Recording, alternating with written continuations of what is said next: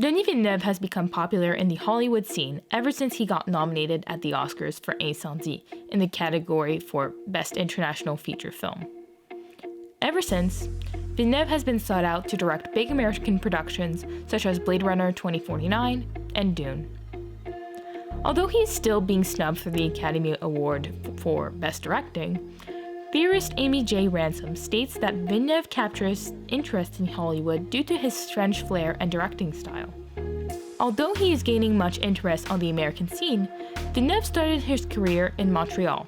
His first works are embodiments of typical Quebecois cinema, but are one of his most recent American productions that are in English. Some would say that since the film does not include Quebecois dialect, that it is not considered a Quebecois piece. I, however, argue that Villeneuve's current films are still evocative of Quebecois cinema. In this video essay, I will challenge how language insecurity is still at the core of his films, how the recurring Quebecois themes of identity crisis and alienation is present, and how Villeneuve's style is reminiscent of his works made in Quebec.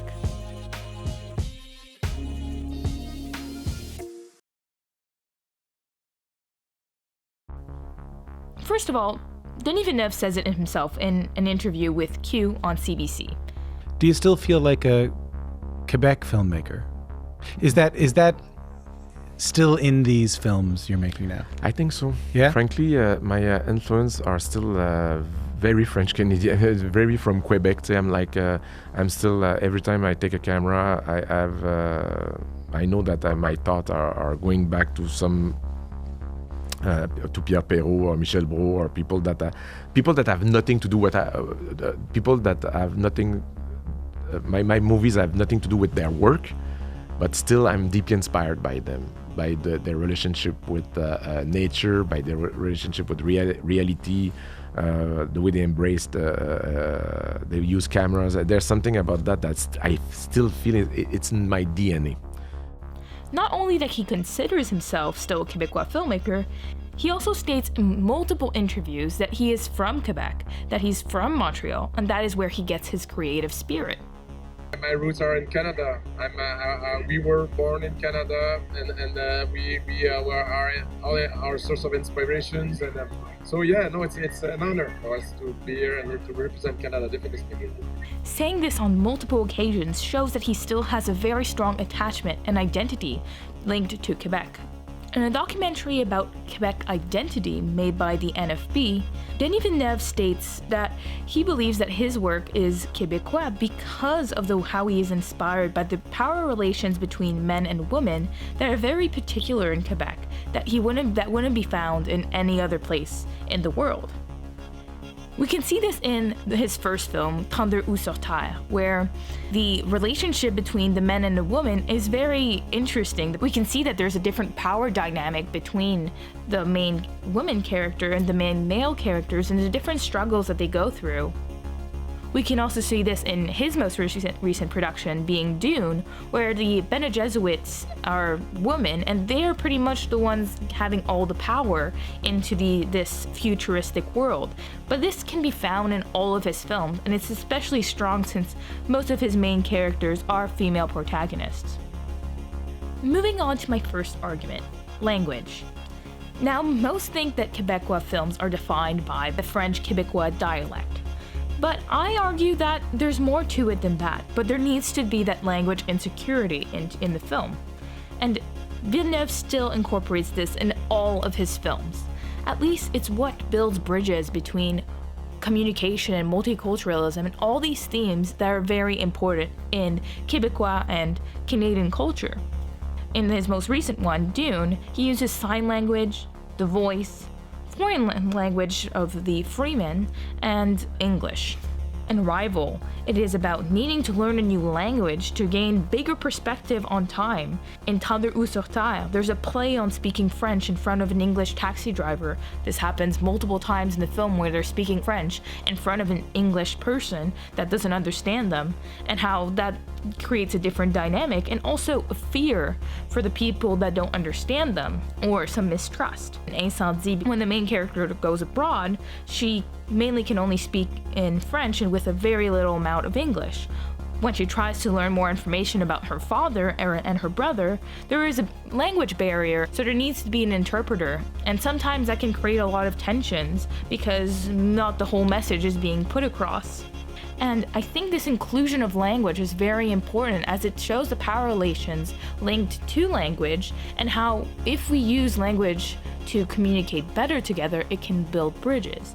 Vincent Jonas argues that Arrival celebrates the ethical dimensions of identification while encouraging viewers to reflect upon the limits of cinematic identification and the process, the limits of the human capacity to identify with an other. What they mean by this is that Arrival's subjective perspective of Louise Banks' character allows the audience to open their minds to a different meaning of language at the same time as the protagonist is living it. This new understanding of language teaches the importance of communication and embracing the other. This subjective identification to the protagonist, as Jonas argues, could bring the same answers to the audience. Mamula's argument is that in addition to narrativizing Banks' heptapods' influence perceptual shift, the film also articulates it formally, so that as she acquires the new language, we literally see her seeing the world in an increasingly different way. This is similar to other film theorists such as Epstein and Balaz, who also had this idea of the universal language of cinema and how it could be used to communicate and build bridges between different cultures. La culture et la langue peuvent être des outils très puissants. Il faut construire des ponts, pas des murs, je dirais. Speaking of cinematic language, Denis Villeneuve is a master of cinematic language in the way that he uses the camera to show different aspects of what is happening to the characters or the subjectivity of the characters. One of the ways is by a slow panning that is often going backwards that shows you a smaller view of what you're supposed to see, but by panning backward we're starting to see a little bit more into the picture, and that can sometimes be intimidating because as we go backwards, you don't see what is on the outside until the very end. And I think this argument, the way that this shot is being made, it shows that once we see the full picture, it's not that intimidating after all. There's also very high contrast between the dualities of characters. So in Enemy, there's this very strong contrast between the two identical looking characters, trying to show a different aspect of the identities of both characters. With doing this, it shows an intimacy with the dark side as much as the bright side of a character. So it shows that there's not one hero and one villain, that we have a double-sided view of what a character is or who a person is overall. There's also a lot of overhead shots that are very far away that shows some sort of a knowability of where you're at. This adds a little bit more to the idea that the unknown is very scary to us and that we need to be able to accept it in order to continue in our lives. And I think this is what Quebecois identity is based upon. Because of the way that language has been stripped in their history, there is some tensions between the languages and how there is a lot of debate and a lot of fear from the French Canadian people that they will lose their language because of the English mass culture. It has brought a great resilience to Quebecois people, and it also shows melancholia in the way that we remember what the province could have been like. And I think this is representative of many Quebecois films, and that we see in a lot of Denis Villeneuve's style and the melancholic way that some characters deal with certain situations. Identity and alienation is a topic that we can find across contemporary Quebecois cinema. As we can see, characters have identity crisis when facing an enigma of some sort in Denis Villeneuve's films. So every film presents an enigma that the characters need to solve, and that often changes the identity that the character has. So for example, in Prisoners, we have the father that becomes crazy when he loses his daughter. So the whole argument of this film is that the loss of a loved one, or especially a child, is a way to change as people. In Tendre ou sur Terre, the characters also face deterioration that we can see when going to the United States, and that they are both speaking about how they don't really know what they're doing with their lives. They don't know what career they want to have. She just had a car accident and it made her want to have a child all of a sudden. And I think this is a recurrent theme in Quebec films. We often see characters feeling when they have this enigma, when they have this crisis, when they have this problem, that they are faced with not knowing who they are in themselves. And that can be quite lonely. There's also deteriorization in visual representation, such as the contrasting water and desert recurring motifs, which is in Incendie, we see that the character jumps in the water whenever something is revealed in the story. But there's also these beautiful desert shots that are also representative of very tragic events in the film. In Dune, there's the scenes that show some sort of isolation between all those grains of sand. But we can also see this when Paul is at home, when there's rain falling on his face while he's sleeping. So there is this relationship between desert and water that shows some sort of alienation to this new land, especially as a colonialist. Another interesting point that I want to say is that women that are dominant protagonists are often displaced or outsiders in his films, especially in male surrounding industries. We can see this very well in Arrival and in Sicario, where both the female protagonists, they need to fight for their position in order to be accepted in the male-dominated area that they are in. But overall, identity and alienation is a very strong motif in Denis Villeneuve's films. I'm the product of my experiences, and I knew that I would be able to tackle this challenge because of Arrival, Sicario. All my past brought me to do this project. It's like the accumulation of experience. From the Cosmos film to Dune, there's similar motifs that are reoccurring across his films.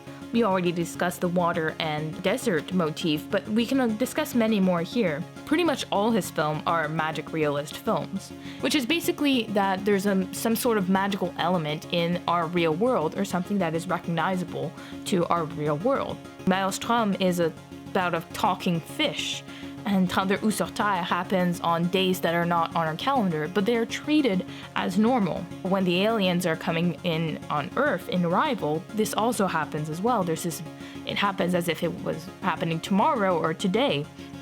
There's also a lot of different styles that Amy Ransom signals in the director's cut, Denis Villeneuve's before Blade Runner 2049.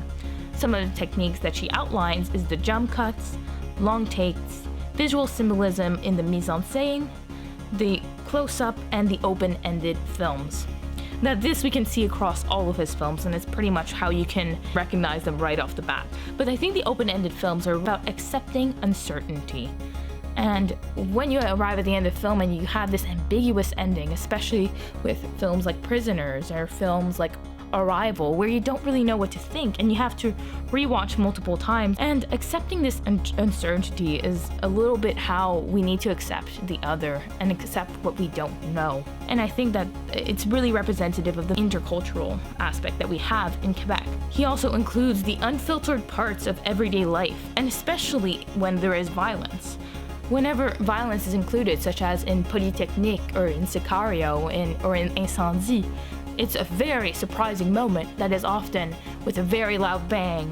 But doing so, it makes us feel like violence is also an unfiltered part of our everyday lives. It's just as mundane as going to pee in Tendre ou sur Terre.